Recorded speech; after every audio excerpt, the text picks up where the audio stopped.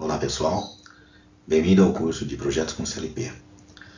Nessa segunda aula a gente vai ver um pouco sobre o CLP, o Controlador Lógico Programável, ou na sigla em americano, o PLC, né? Então o CLP, como a gente já viu na aula anterior, ele é um microcomputador de propósito geral, que tem uma memória, uma velocidade em hertz, né, em kilohertz, gigahertz, megahertz, tá?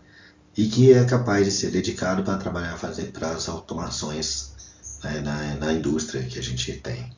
Tá? Então é um dispositivo eletrônico para aplicações industriais, na execução de funções sequenciais, lógicas, de temporização e computação numérica, que vem substituir aí os painéis elétricos, né? Possui uma memória onde ficam gravadas na forma de uma lista de palavras de comandos. O procedimento de controle é a sequência de funcionamento da automação que a gente quer. Então o CLP, tá? Ele teve como histórico aí algumas condições estabelecidas para ser inventado, ou seja, constituído.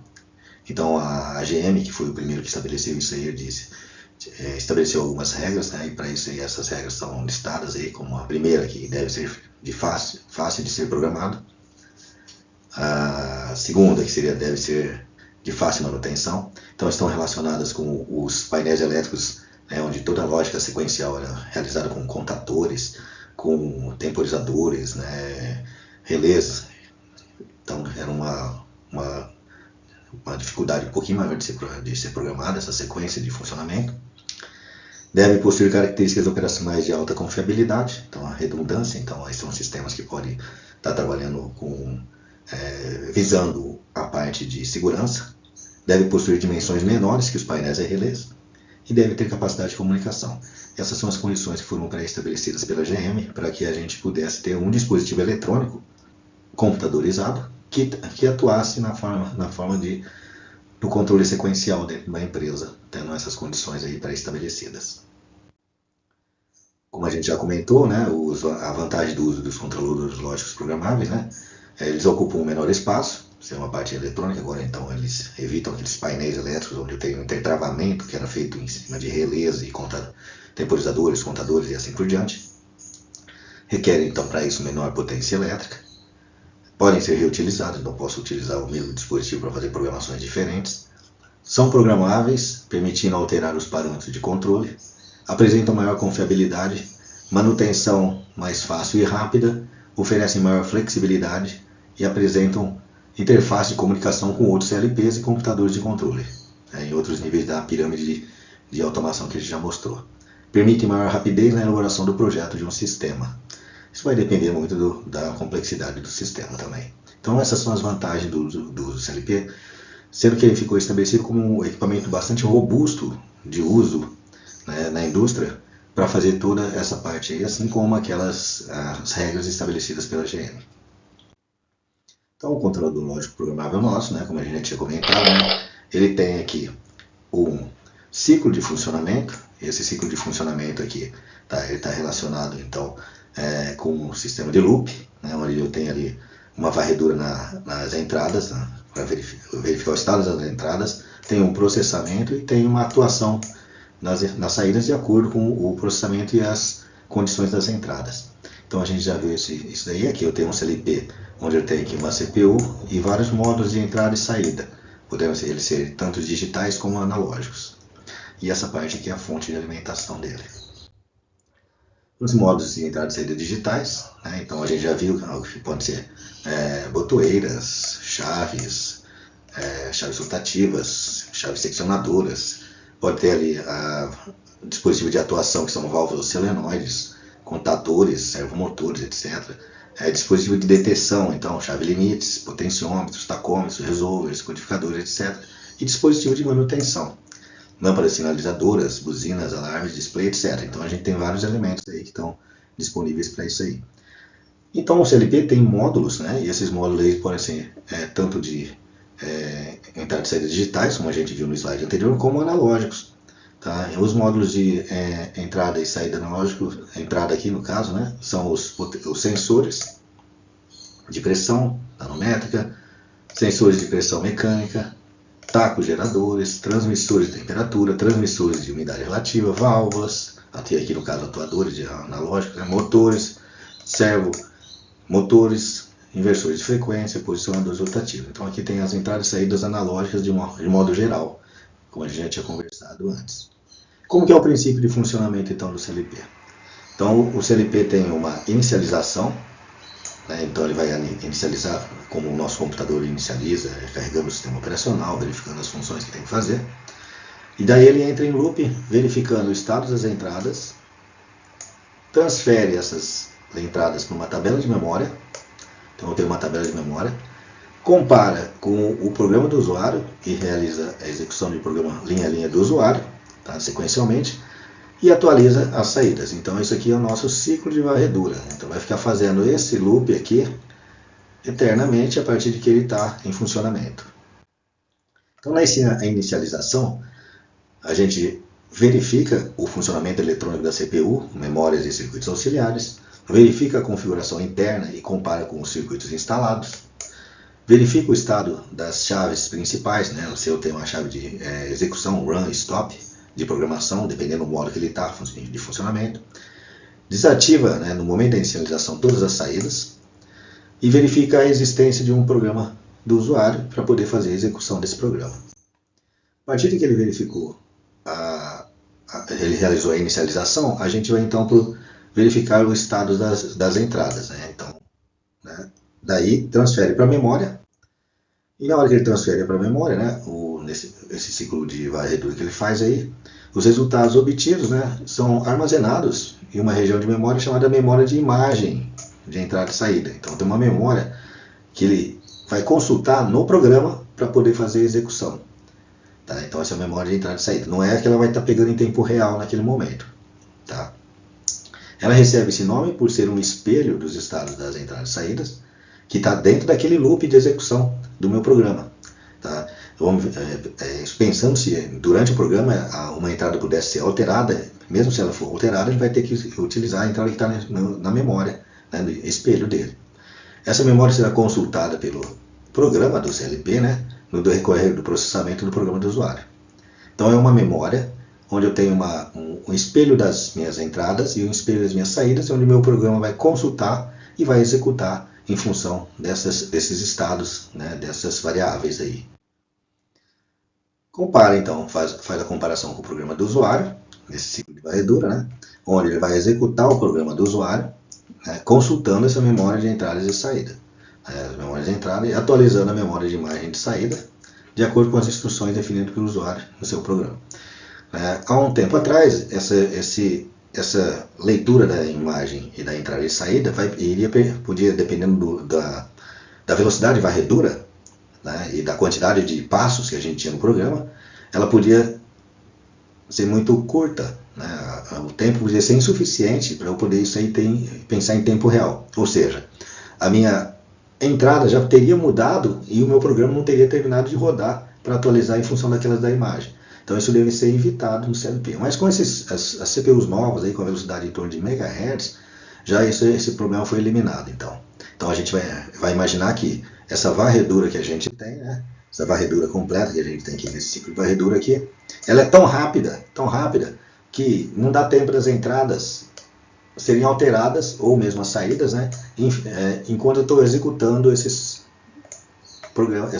passos aqui são de transferência para memória, que seria a memória de imagem, né, e executar o programa e fazer todas as atuações.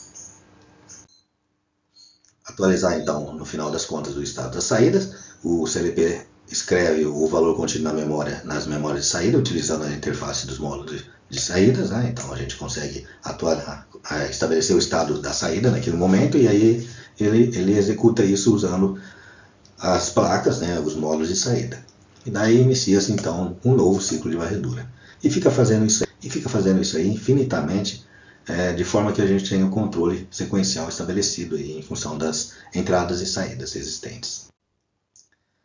A estrutura interna do CLP, então. Internamente, a gente tem CLPs onde eu tenho uma fonte de alimentação, vou ter uma memória do usuário, uma memória de dados, uma memória de imagem e saída, uma memória de imagem das saídas e das entradas, uma bateria, né, alguns circuitos auxiliares e a memória do programa monitor, que é a mesma coisa que a gente, se fosse trabalhar como o nosso sistema operacional do meu CLP.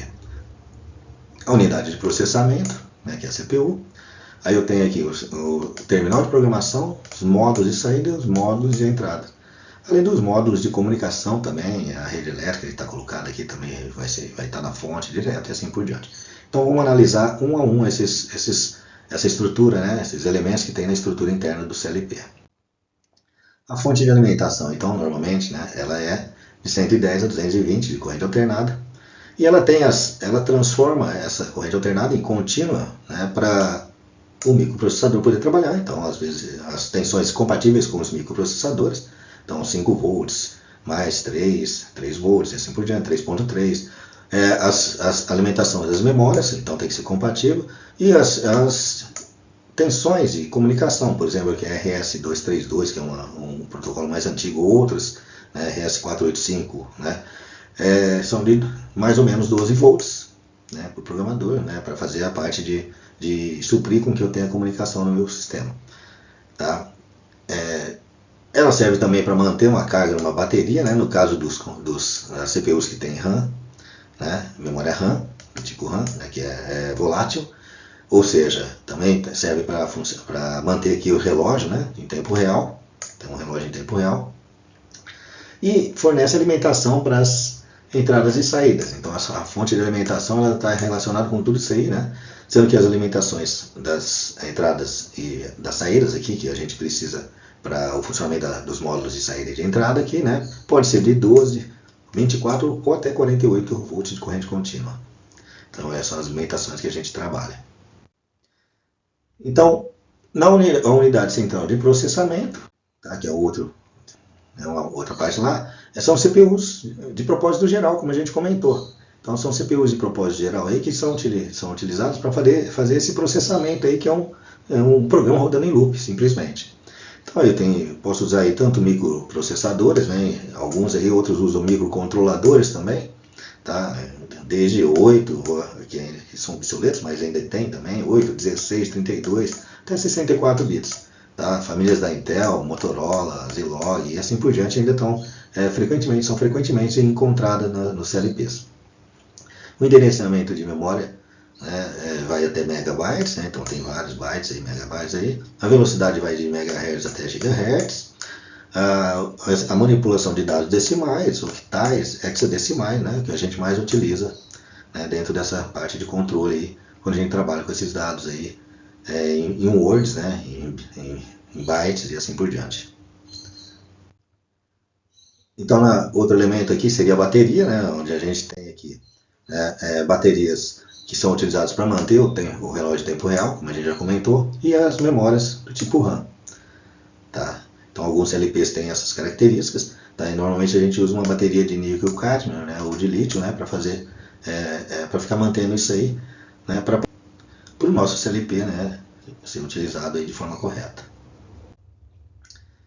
Dentro da estrutura interna, a gente também então tem aqui a memória do programa do monitor aqui, que na verdade é o responsável pelo funcionamento geral do CLP.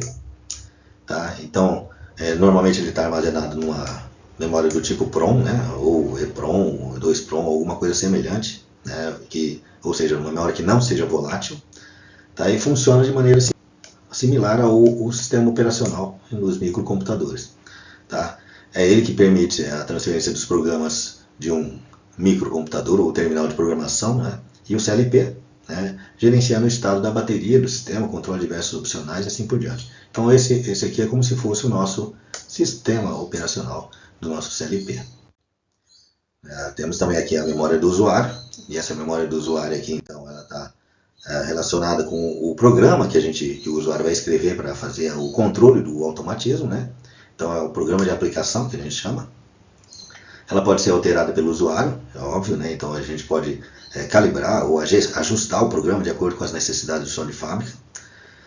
Ela pode ser constituída por memórias EPROM, então eu posso fazer uma gravação dessas memórias aí, mas já está obsoleta. Agora a gente utiliza as flash, né, as memórias flash, né, que tem uma quantidade muito grande de escrita, então, assim como os HDs, que a gente agora já tem os HDs em estado sólido, tá? Houve essa melhoria na tecnologia das memórias aí, e a gente tem isso também refletido dentro dos CLPs mais novos aí. Tá? A capacidade de memória varia bastante de acordo com a marca, né, o modelo, então cada um tem uma quantidade de memória disponível para o usuário. Tá? E normalmente quando a gente fala em memória, a gente trabalha com passos de programas possíveis aí do nosso programa. Ou seja, são as sequências, né, dentro da sequência, quantos passos eu posso programar para poder executar minha automação. Tá? Então isso é o que está relacionado com a memória do usuário. A memória de dados, então, tá? É uma região da memória lá destinada a armazenar alguns dados, né, voláteis, né, que estão relacionados com o usuário, com o programa do usuário, ou aquele tipo de automação que a gente está pretendendo fazer naquele momento lá.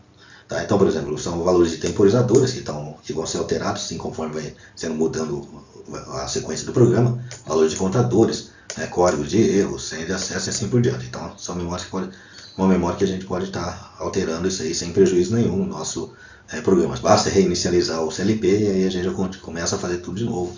O funcionamento começa a volta ao estado normal. São valores armazenados que são consultados ou alterados durante a execução do programa do usuário. Em alguns CLPs, utiliza-se a bateria para reter os valores da memória. Isso aí em relação à parte de queda de energia. Então, dependendo do que a gente quer deixar guardado lá, a gente pode ter alguns programas para a segurança da automação. Então, aí a gente tem também aqui dentro da estrutura interna a memória da imagem e saída, de imagem das entradas e saídas, como a gente já comentou, né, antes. Então, faz parte disso aí. Tá? Então, essa memória de imagens aí, então, né, sempre que a CPU executa um ciclo de leitura das entradas ou executa uma modificação nas saídas, ela armazena primeiro nessa memória. Então não é nada, essa memória aí não é modificada dentro do ciclo do CLP. Tá? Então, se já passei pela parte de aquisição de dados lá, da parte de entradas, né, na minha varredura, ele não vai realizar isso aí a mudança de um estado no campo não vai alterar imediatamente essa memória aí, só na próxima varredura. Então, tanto isso para as entradas como para as saídas. Essa região de memória funciona como uma espécie de tabela, né, onde a CPU irá obter informações das entradas e saídas para tomar decisões durante o processamento do programa do usuário. Então é por isso que não dá para poder ficar atualizando isso instantaneamente, sem que toda a execução seja realizada primeiro.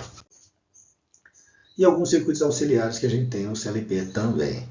Então a gente tem um circuito de liga e desliga, né? Power on e reset, do reset, né? E o circuito, que são os circuitos encarregados de desligar as saídas no instante em que o equipamento é energizado, até para a gente não ter deixar nenhuma saída em algum estado indesejado. Assim como o microprocessador assume o controle do equipamento quando esse circuito é desabilitado. Exatamente, aí a gente tem ali um problema de risco de segurança, tal, não sei o que ele desabilita isso e o computador, o microprocessador assume o controle, né, para usando uma determinada rotina de segurança. Aí. Circuitos de power down, né, são aqueles responsáveis por monitorar a tensão de alimentação. Não, então fico fazendo monitoramento na tensão de alimentação para ver se está tudo correto. Né, em caso de algum valor, né, cair abaixo de um nível pré-determinado, esse circuito é acionado, interrompendo o processamento, tá, e colocando as saídas em um estado seguro, tá, e além disso guardar todos os dados na memória, né, então tem que ter um tempo hábil para guardar todos esses dados na memória. Então é que esses circuitos aqui realizam, fazem isso aí. Outro circuito auxiliar, para o Watchdog Timer, né? Ele verifica se não há uma falha no microprocessador. Então eu não posso ter uma falha no meu microprocessador. Se tiver alguma falha no processamento, então esse circuito aqui a gente chama de cão de guarda, aí, fica vigiando. Ele estabelece uma rotina de segurança para poder o automatismo parar de forma segura. Então, caso seja acionado, ele ativa uma rotina de controle do CLP, sinalizando uma falha geral. Então, esses são alguns circuitos auxiliares que a gente tem no CLP também, tá? Não só em todos, mas são os mais comuns que aparecem nesses CLPs. Então, essa foi a primeira parte, né, do CLP, da parte de descrição efetiva do CLP. Tá? Aqui é o nosso alvo de estudo, né, na disciplina Projetos com CLP. Ok, pessoal? Por enquanto é só. Até a próxima.